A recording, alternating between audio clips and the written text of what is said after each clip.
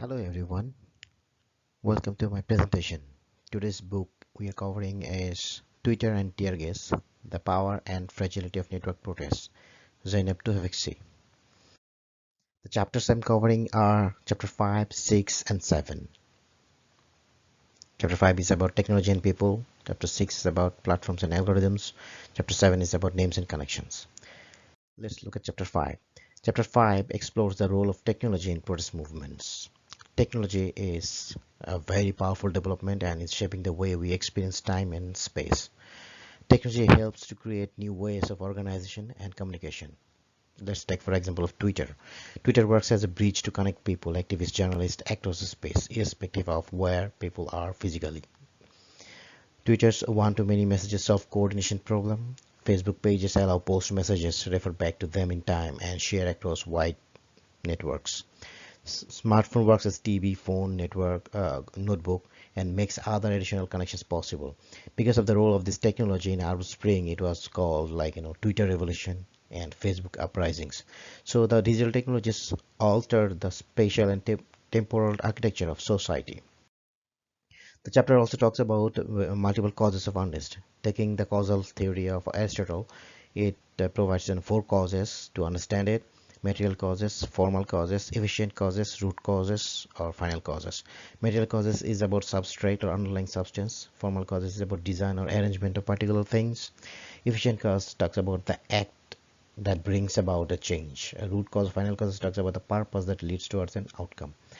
Now, though the experts usually talk about efficient causes, who or what lead to what, participants are people who take states, and the final causes like the purpose, like the goal, the grievances, or dissatisfaction, or the people want to have a say in the future, to be they want to be free, that leads to revolution. But in case of technology, the writer shows that we can actually link with all the four causes. Like technology is a part of formal and material causes that change the environment in which people strive towards certain goals.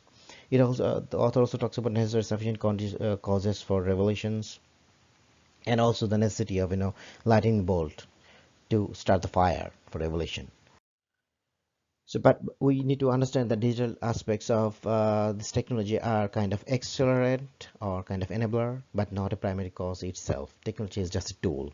However, technology, when we are emphasizing the role of people to start the protest or revolution, we don't need to necessarily downgrade the role of technology.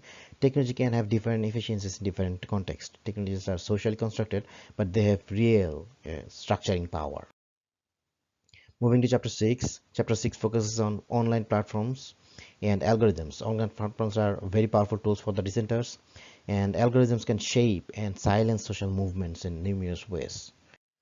Online platforms are very powerful tool for challenges because of its networking power. Social movements can reach hundreds and millions of people just with few clicks, very cheap, without any effort.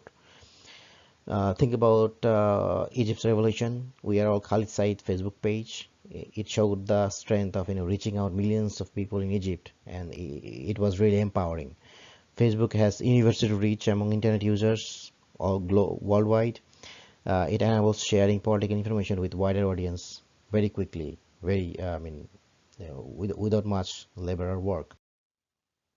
Now coming to the part of algorithm, this is where machine learning and AI comes into political science. Algorithms are set of complicated procedure that transform input into output. It takes some input and produce some kind of output.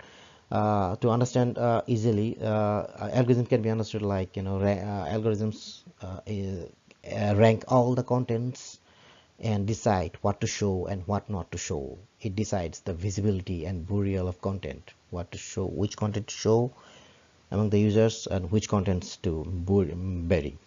Now, think about everyone newsfeed is being sorted, prioritized, and filtered by algorithms.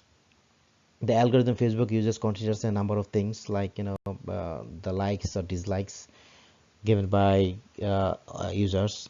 The problems of algorithms, like it is positively biased towards videos, mentions, and comments, and it has a confirmation bias, like algorithms are tilted towards one's existing views, like it reinforces echo chamber effect, and it also has a comment bias, so one can promote the visibility of occasional quarrels.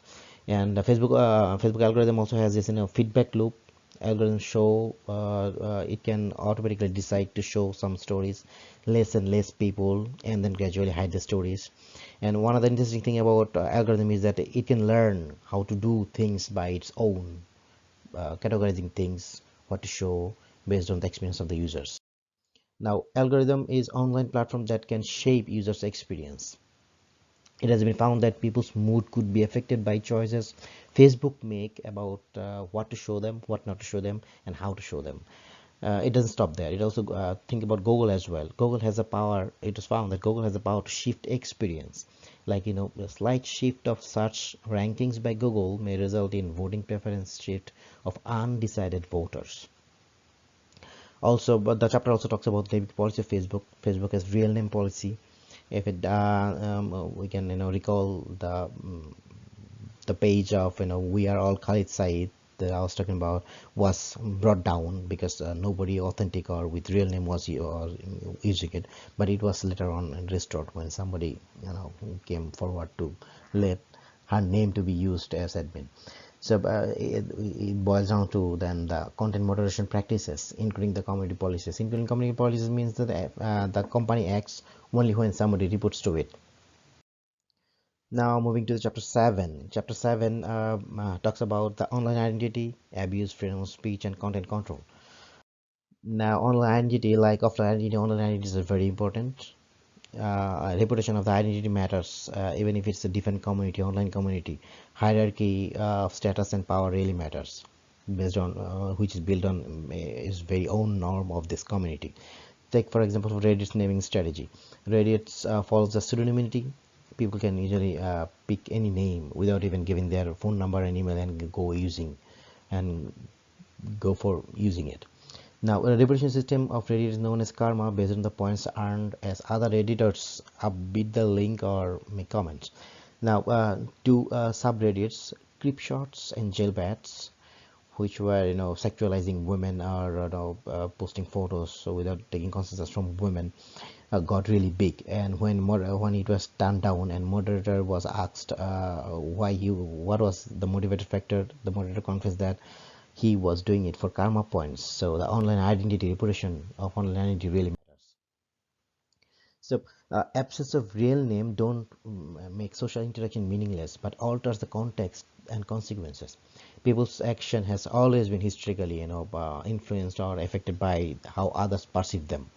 So online interaction becomes more interesting because what many researchers called stranger on a train effect. Like some people they open up more to the anonymous strangers than the people they know or meet regularly.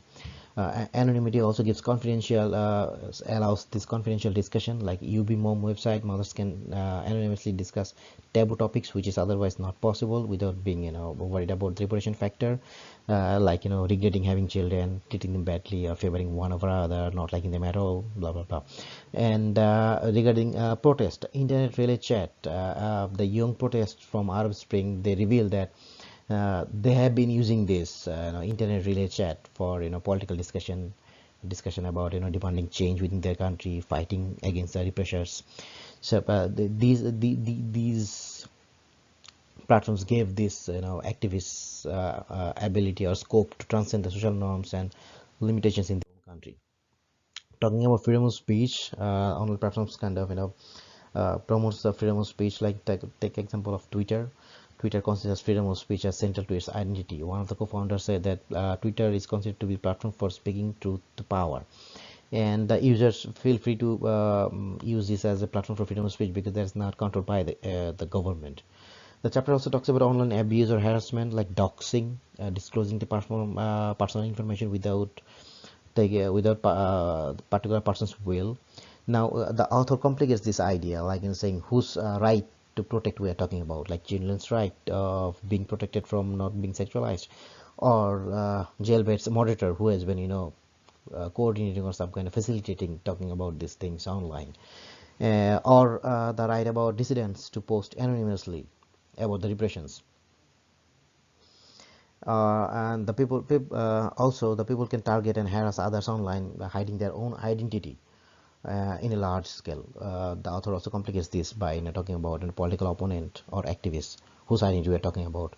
So this boils down to again the algorithm, that leads to automated algorithm filtering content and control. So digital technology has actually altered the spatial and temporal architecture of society. That's all. Thank you very much.